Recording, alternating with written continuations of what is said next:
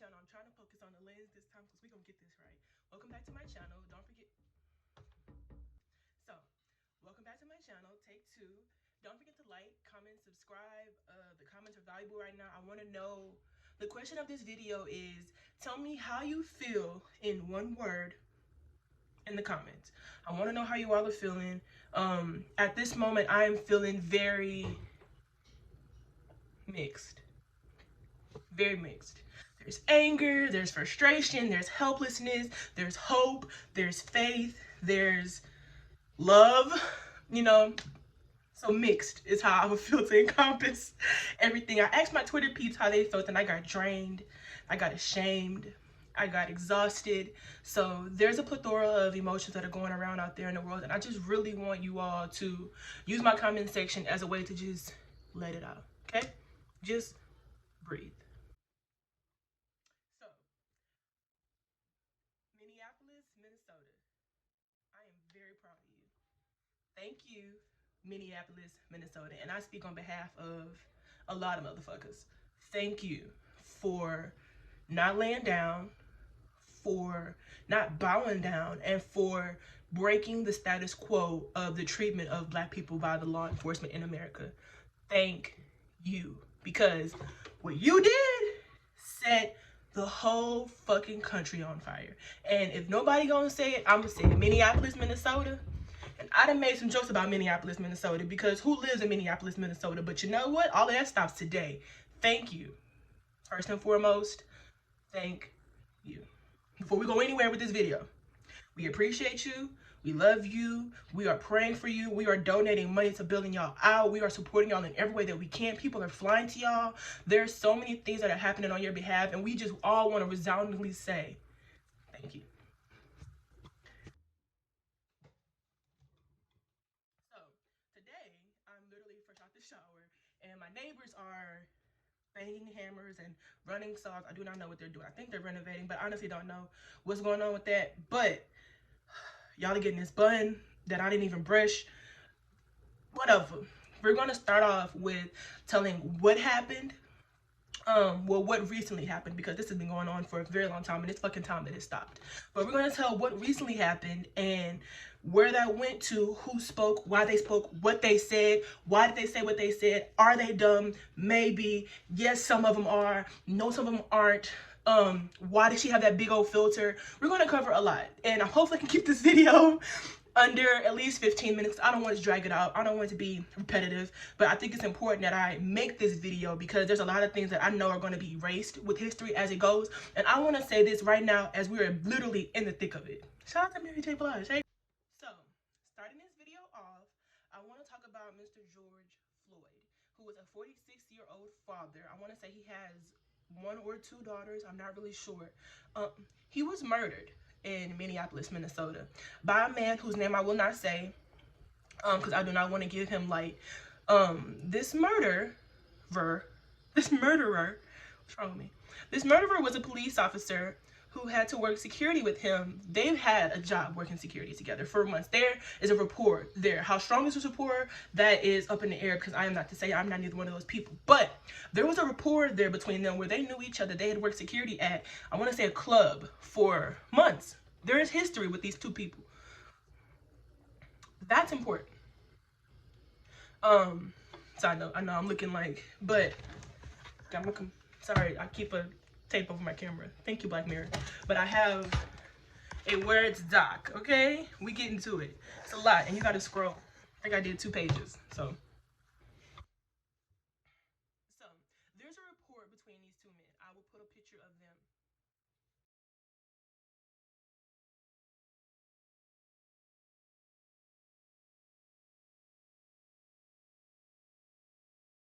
them. The police were dispatched to a store or an area for a counterfeit $10 bill. That's what they're there for, right? I'm sure they were sent there to de-escalate a situation. Maybe somebody was getting rowdy. Maybe the owner of the store or the area, whoever received the $10 bill, was just very unhappy. There's a lot of things that can happen, so they may have called the cops. Now, who's not to say where the $10 bill came from? There's no definite sources that say that bill came out of his pocket. There's no definite sources that say he could have been the person de-escalating the situation between the store manager and someone else. There's no sources to really give a definition on that, and that's really confusing because there's a life that was lost. So we need the information. It's four of them surrounding Mr. Floyd. He was not resisting in any way, shape, or form. I want to say that one more time. He was not resisting the cops that showed up in any way, shape, or form. He was being tossed around, in my opinion. And eventually he was being pinned to the ground. That's not my opinion, that's a fact. With a man's knee on his neck. Again, I do not want to give that man light, so I would not be saying his name. But I will be posting pictures from news sources, so if they just so happen to have his name. So with this man's knee on his neck, you can hear, because this is all on video, you can hear Mr. Floyd constantly saying, "Hey, I can't breathe. I can't breathe." And obviously, you know, he's like exerting his energy to be able to say this because he's on his stomach. So he's exerting his energy to like breathe in and to like forcefully say, "I can't breathe." And there's people around that are recording this video that are like, you know, trying to tell him to stop, that are also relaying the message that, hey, he can't breathe. And he was saying it over and over. The man's knee was on his neck for around between 5 and 10 minutes. And his body grew lifeless. We're not gonna cry. Okay. His body grew lifeless, and shortly after, he lost his life. He was murdered. That's a fucking problem. So Mr. Floyd lost his life. He was murdered, and some medical examiners have implied that it's due to trauma asphyxiation, which is where there is a heavy weight on a pathway, oxygen pathway, and is being not hemorrhaged because that's breaking in. It's being disrupted, for lack of better words, causing the person to struggle breathing and then to eventually lose oxygen to their body and die. So, after Mr. Floyd lost his life, the people of Minneapolis went into a frenzy. They started protesting after protest, which brought out law enforcement, and the law enforcement started releasing, I'm assuming, these little pellets, like they were shooting pellets into the air, which were tear gas. And they were also throwing tear gas bombs. And so this is a peaceful protest trying to raise awareness about the loss of a life, and y'all are harming us. All right. All right, let's play. So, them throwing tear gas at the protesters pissed a lot of people off, rightfully. I'm out here being peaceful. I'm out here turning the other cheek. I'm out here being like Colin Kaepernick, you know, doing things Martin Luther King way, and y'all want to play. So now it's any means. Now I'm about to burn this bitch down. Now we gonna have some fun. So after the tear gas, which infuriated a lot of people, they started looting. They started burning buildings down. And when I say they, that's a very mixed thing because there's videos, but these videos are predominantly pointing at black people, but there's also other videos that are showing some particular people of a particular white people. Whites. And he is, the video I've seen, he is covered head to toe. You can hardly see his complexion. I think he even has on gloves. The only thing you can see out of his eyes is like a little glim. All that you can see is his eyes. There's like a little glimmer of skin, like obviously between the eyes and around it. And you can see that he's a white man, and he has on like all of this gear. And he was walking around, I want to say an auto zone, breaking the windows with like one of those hammers that you keep in your car. Because it was little effort, a lot of damage. And there were people following him like, why are you doing this? Who are you? Are you a cop? What's going on? He, you know, obviously muffled and didn't say much, and then he wound up scurrying away. But the question is, why are you doing this? And he was identified, I'll post a picture, he was identified by his ex-wife as a former cop. What's going on? What's going on?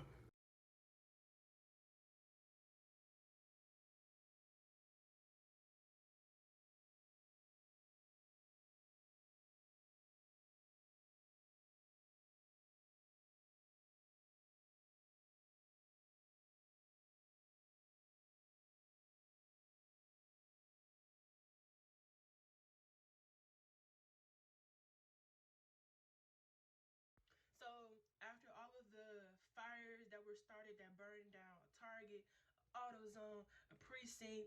Everything's going crazy. Some people spoke out. We're gonna talk to Mr. Steven Jackson. He did an interview with, it was the Breakfast Club on their YouTube, but it was actually just him and Mr. Let's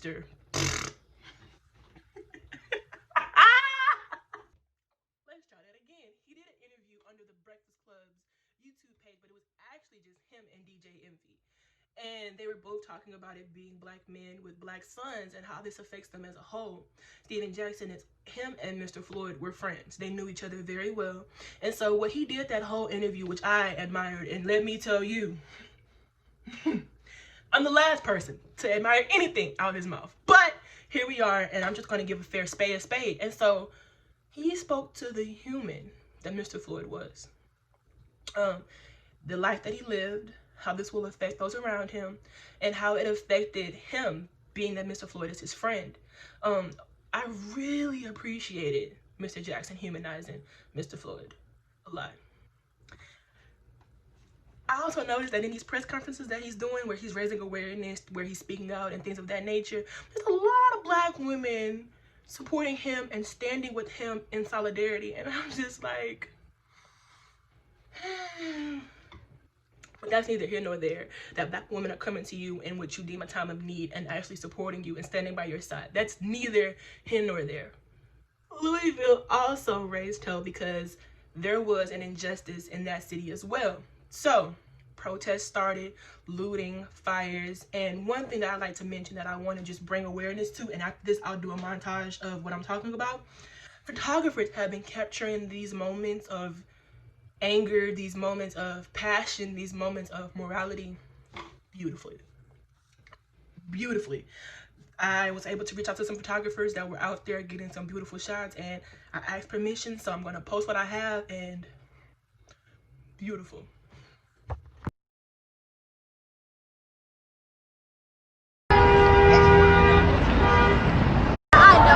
I know her.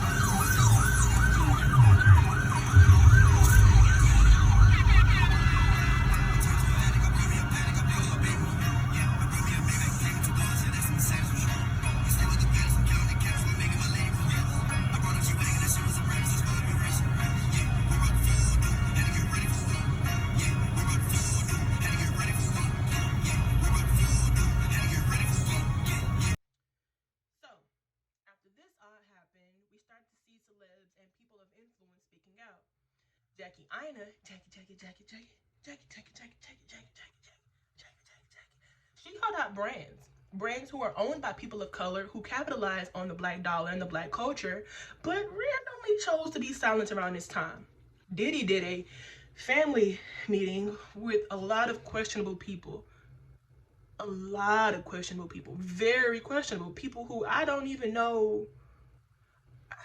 So see, I want to say his name is Shamik Moore. I don't want to be disrespectful, although he's stupid. He said a lot of questionable things with implications that are nothing short of laughable. Because, I mean, sir, a cab? Really? With the what is this noise? Oh, neighbors. With the Montgomery bus strikes, you wanted them to take a cab? A cab? These people who were getting paid pennies on the dollar with the jobs that they did have, who chose to, a cab? What are you talking about?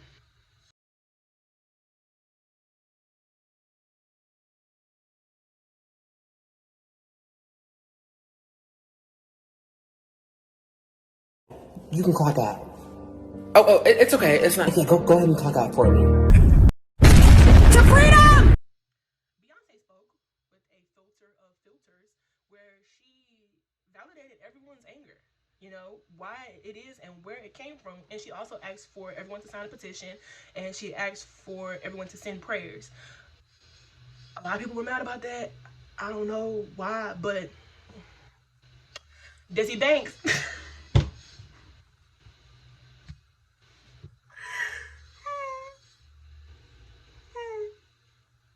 I'm not watching no more videos. I'm gonna block him.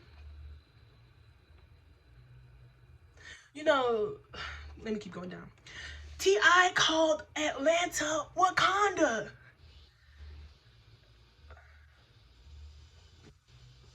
I won't meet you with anger. I'm gonna meet you with education.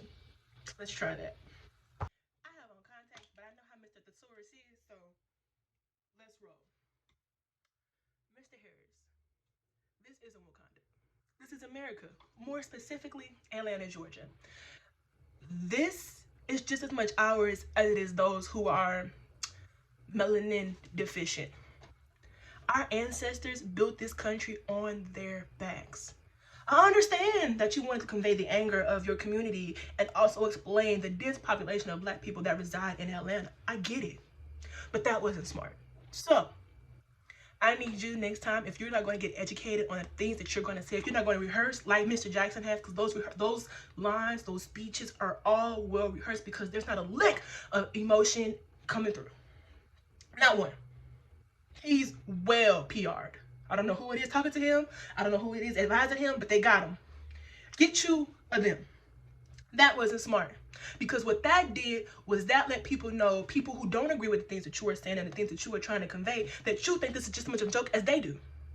That told them that, you know, Wakanda's a fictional place with fictional problems, with fictional people. So if he thinks like that of his place, maybe I should too. Wakanda's fictional. Atlanta's real, with real problems in a real country. This is now. That's not real. This is. That's not. Stop it. Thank you. Atlanta raised hell. I got pictures. I'm going to blur out all of the people who are protesting identities, because I don't want to exploit and further anything that may, any harm that may come towards them. Portland tore shit up. Portland tore shit up, as they should. Houston aggressively protested. I also have photos from there, but I can't say I'm going to post them just yet. I am currently waiting on permission from the photographer. But the point of this is, here and now, African Americans, Black Americans are fucking pissed and tired of being treated like lesser than. We are equal, okay? Don't be compliant, and don't be the devil. Let it go. You know, you don't have to have an opinion about everything all the time. Sometimes it's okay to just say, I don't know how to feel about this. I don't know what this is. So I'm going to shut up and I'm going to sit in the back. Do that. Do that. Because through every revolution I can ever think of, I am willing to put money that there were some people who didn't agree with it, but benefited from it. Shut up. Let the people revolt. Let the people rage. Let the people express how they want to express. Leave them alone. So again, in closing, Minnesota, we are proud of you. God bless the dead of Mr. Floyd. We are not done. To Mr. Floyd and his family that he has left behind, we love you. We are praying for you. We are donating to you. And more importantly, we got you. This injustice will not go unheard.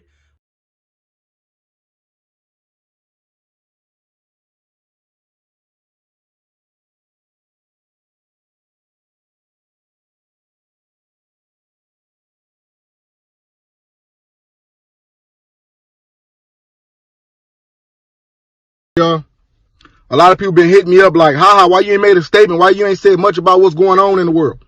At the end of the day, we tired of singing, we tired of marching, we tired of praying, and we tired of holding hands. We are in pain. Or how I go on your Instagram and tell your people to calm down. My people are in pain. Them buildings are burning down because that's the only way we know how to express ourselves. We feel like we ain't been heard. It's been too long. If a lion is hungry, he gonna find a way to eat, and you can't tell him to calm down. We are hungry for change. We hungry for change. We can't go tell George Floyd people it's going to be okay. We don't know that. We're not in their shoes. We don't know if it's going to be okay. We ain't going through what they're going through. We are in pain. We are hurt. We are hungry for change.